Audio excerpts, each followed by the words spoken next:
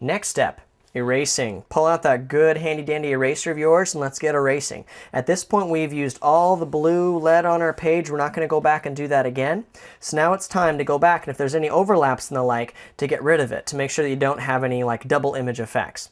Now for this, what I like to do is just very lightly go over the entire comic. You want to make sure not to go too heavy because you do not want to pick up the ink, but if you go over just very nice and light, very gradually, you'll find that you'll pick up the blue, but you won't pick up the ink. Now I suggest doing this over the entire strip.